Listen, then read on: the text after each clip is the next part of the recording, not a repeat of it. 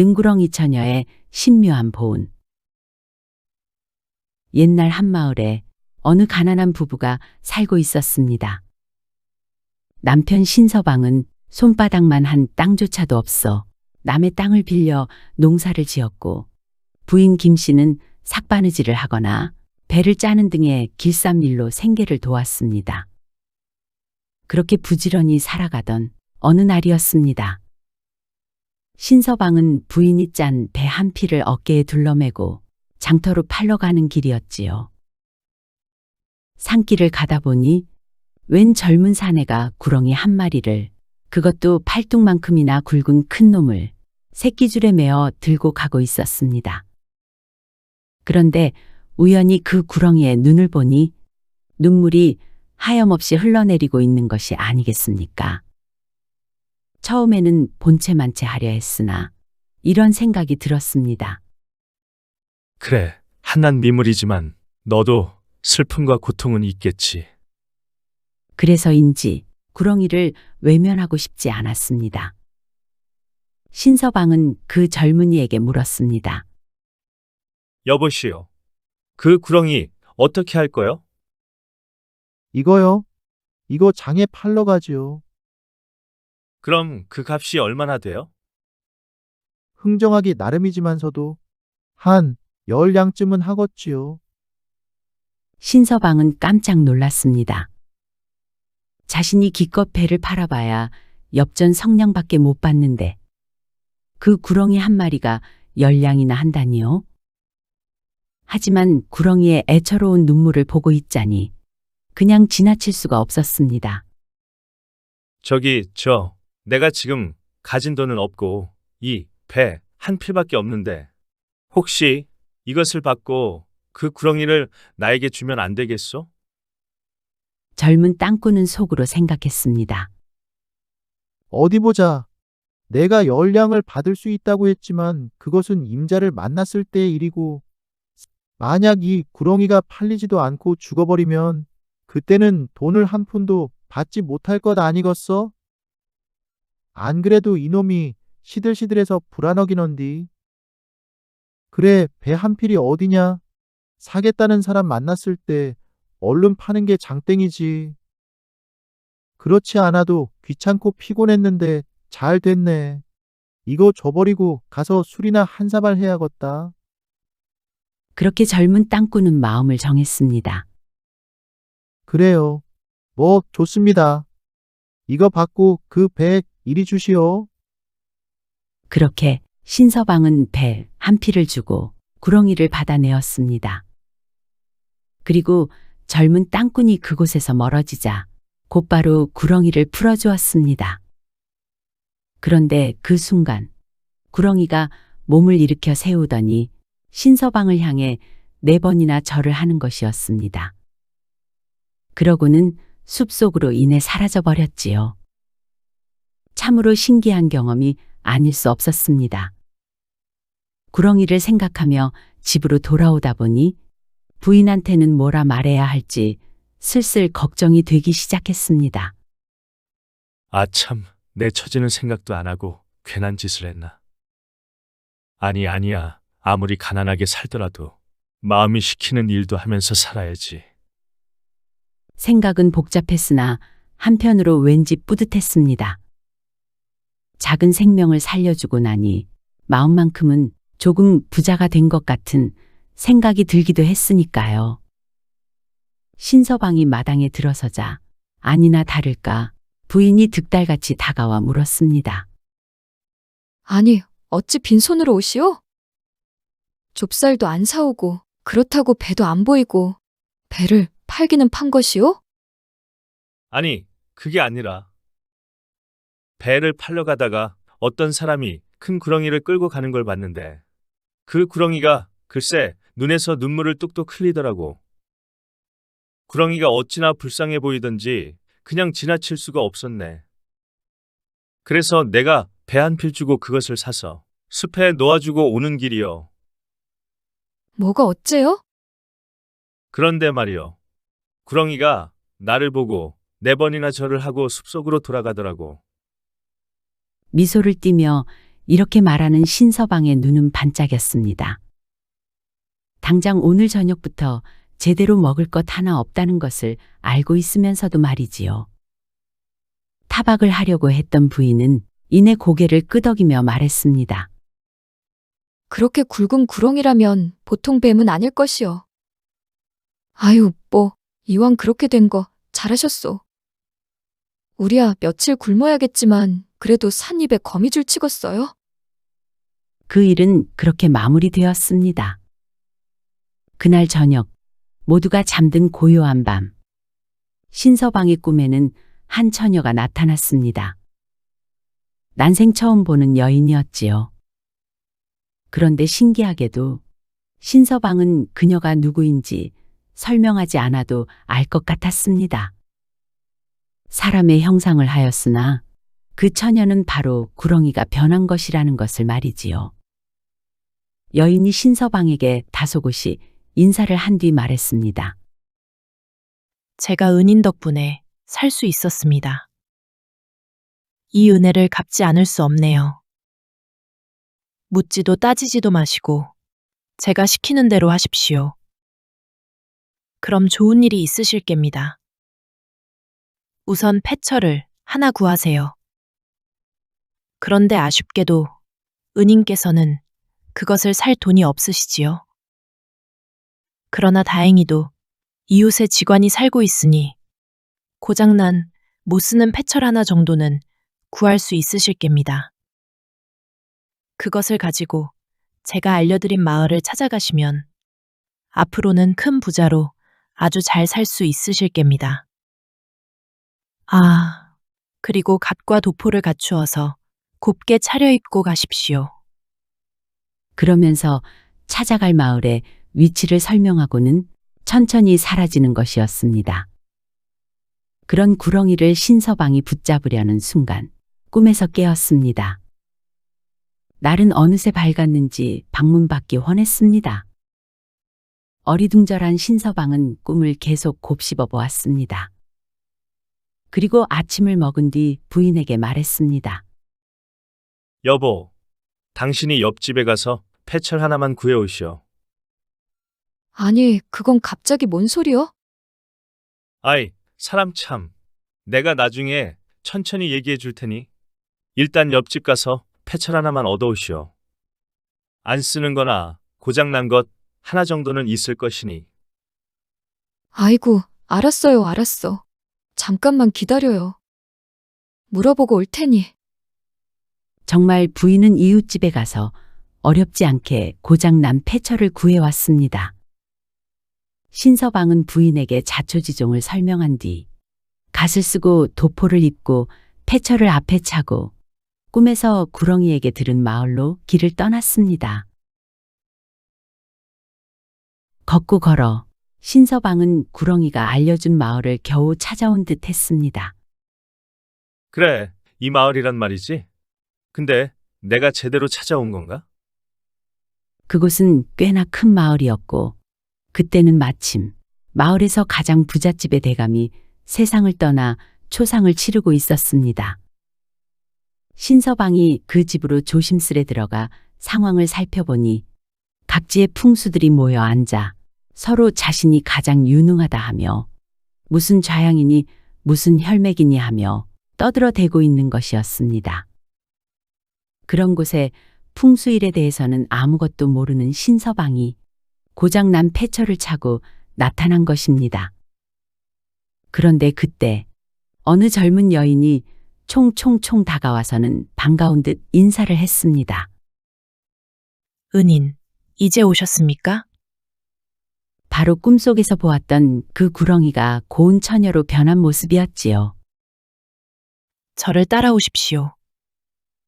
구렁이 처녀는 신서방을 한 모퉁이로 데려가서 앉혀놓고 말했습니다. 은인, 내일 상주가 은인께 묘자리를 보러 가자고 부탁을 할 것입니다. 거절하지 마시고 같이 가십시오. 이 뒷산으로 올라가면 이 집 증조부와 증조모 무덤이 나란히 있는데 증조부 무덤에 패처를 올려놓고 주변을 둘러보신 후에 이 무덤 덕에 9달 만에 손자가 하나 태어났구나. 나중에 아주 크게 될 인물이로다. 라고 말씀하십시오. 사실 이 집안에는 정말 9달 만에 태어난 아이가 있습니다. 그런데 며느리가 9달 만에 아이를 낳았다는 이유로 혼인 전에 부정을 저질러 잉태한 남의 아이라고 여기고 소문이 날까 두려운 나머지 그 며느리와 아이를 구석방에 가두어 놓고는 구멍으로 밥을 주고 있었지요. 구렁이 처녀는 계속 설명을 이어갔습니다.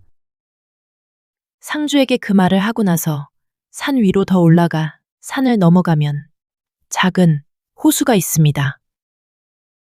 그 호수 한가운데를 보면 작은 섬이 있고 무덤 하나 쓸만한 곳이 있으니 거기다 묘자리를 잡는다 하십시오. 아니, 작은 호수라고 하면 거기 물이 있다는 말인데 어떻게 묘를 쓴단 말이지?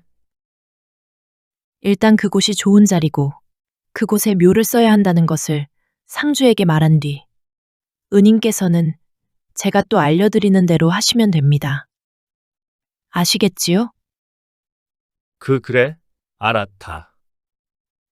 자, 잘 들으십시오. 구렁이 처녀가 하는 말의 내용은 이러했습니다. 일단 그 산을 넘어가 한참을 내려가면 산 반대편 중턱쯤에 마을이 하나 있는데 그곳에는 식수가 없어서 일꾼을 써서 물을 물동이에 지어 산 아래에서 산 중턱까지 길어다 먹는다는 것이었습니다. 그런데 그것을 해결하는 방법으로 마을 앞에 있는 큰 당산나무를 뽑으면 그 동네에 물이 콸콸 솟아날 것이고 그 반대편에 있는 호수에 잡아놓은 무덤 자리에는 물이 한 방울도 남지 않게 된다는 것이었지요. 그렇게 되면 묘를 쓸 수 있게 되는 겁니다. 제가 일러드린 대로만 하시면 은인께서는 다 잘 되실 겁니다. 구렁이 처녀는 그렇게 설명을 마구 쏟아놓고는 꿈에서처럼 또다시 홀연히 사라져버렸습니다. 이튿날이 되었습니다. 정말 구렁이 처녀가 말한 대로 상주가 신서방에게 다가왔습니다. 상주가 보기에는 신서방이 수더분하니 진솔해 보이고 차분한 모습이 참 점잖아 보였습니다.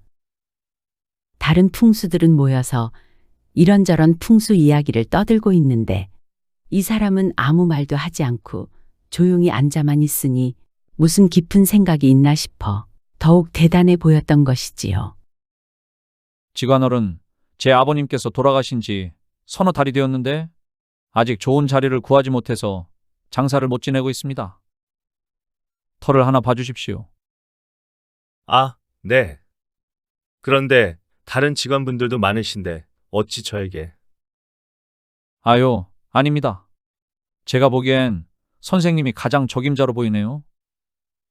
그리하여 신서방은 상주와 상제들과 함께 뒷산으로 올라가게 되었습니다.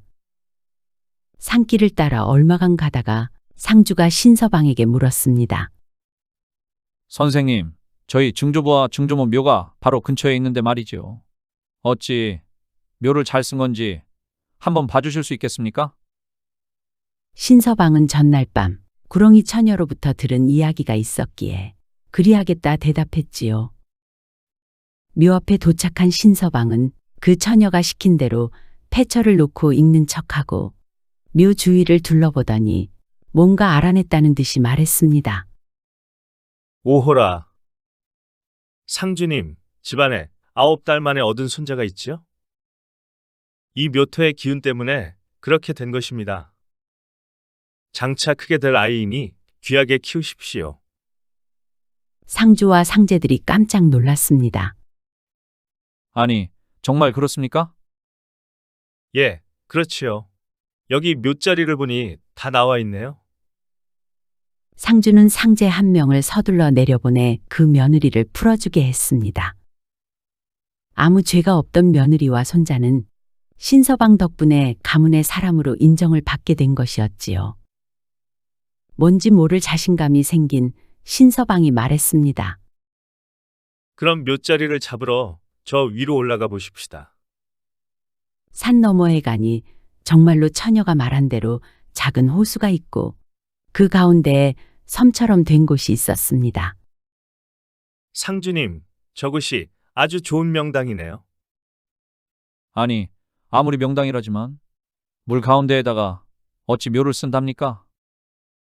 일단 저 자리가 명당이라는 것만 알고 계십시오.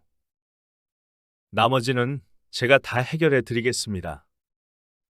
내일 모레 오후 신시에 이곳에 묘를 쓸 준비를 하시면 되겠네요.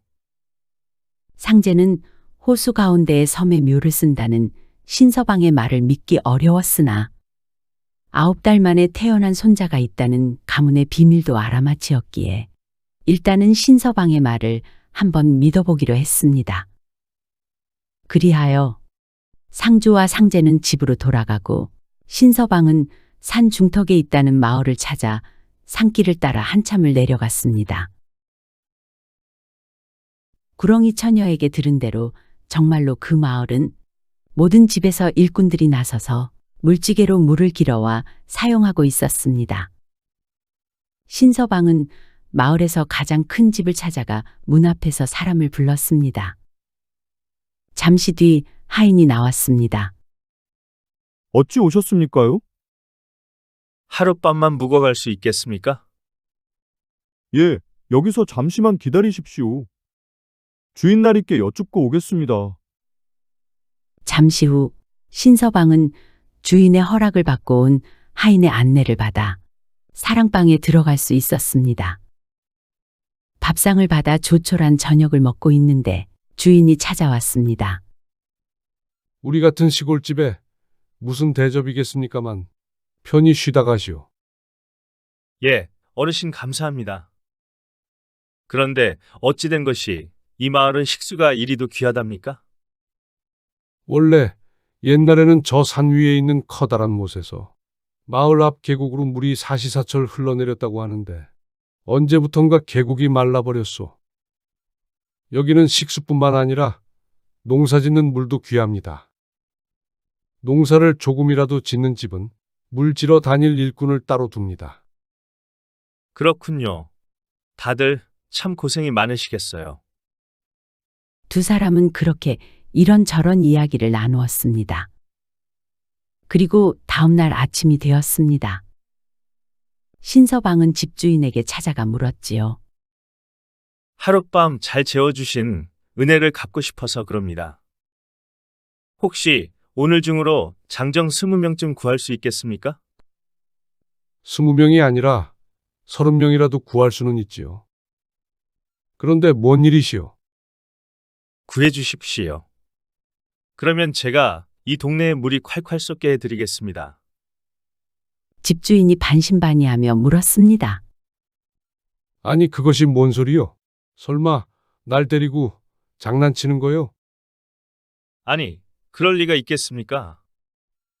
그렇다면 정말 물이 나오게 할 수 있다는 거요? 우리 마을이 이 물 때문에 얼마나 고생하는지 어제 들었지 않소? 결코 그것이 쉬운 일이 아니란 말이오. 예, 걱정 마시고 일단 구해 주십시오.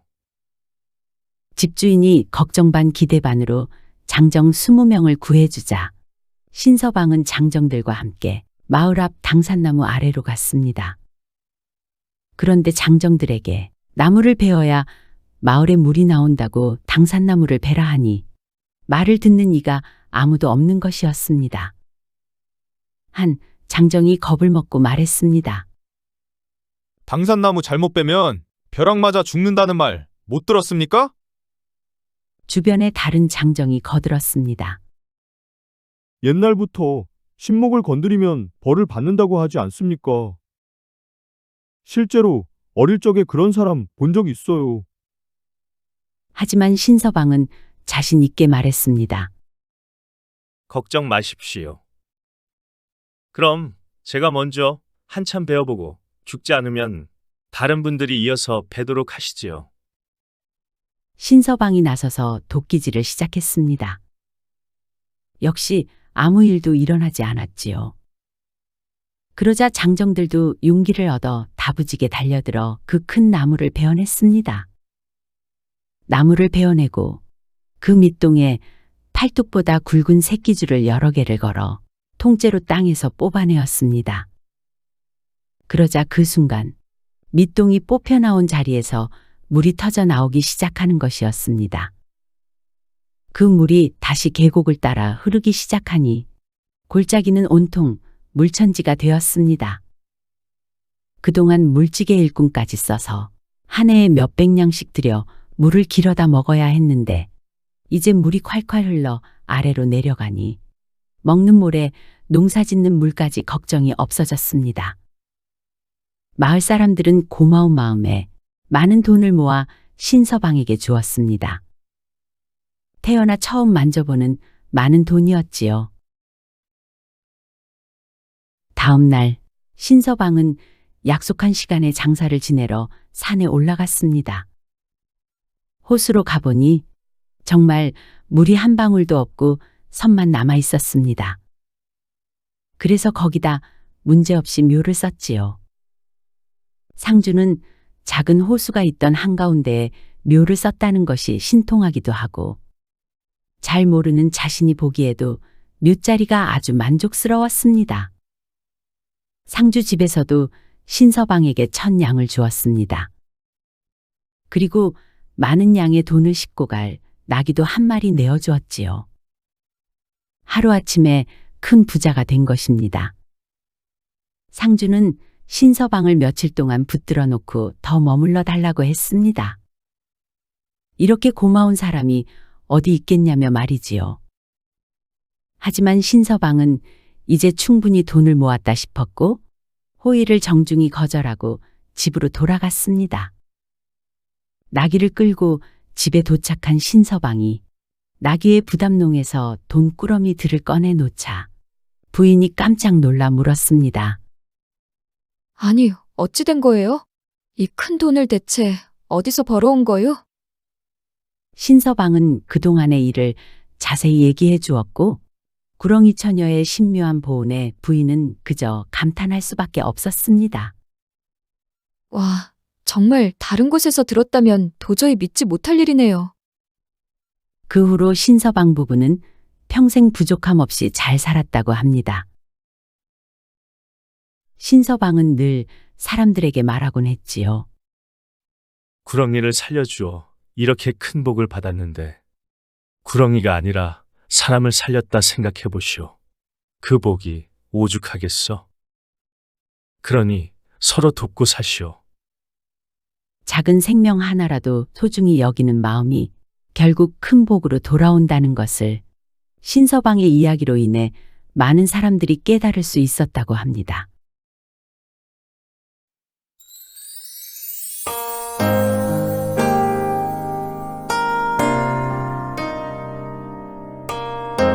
시청해주셔서 감사드립니다. 지금까지 사랑방 이야기였습니다. 항상 건강하시고 행복하시고 만사형통하시고 평안하시고 꽃길만 걸으시고 좋은 일들만 가득하시기 바랍니다. 마지막으로 구독, 좋아요도 눌러주세요. 더 재미있는 이야기로 찾아뵙겠습니다.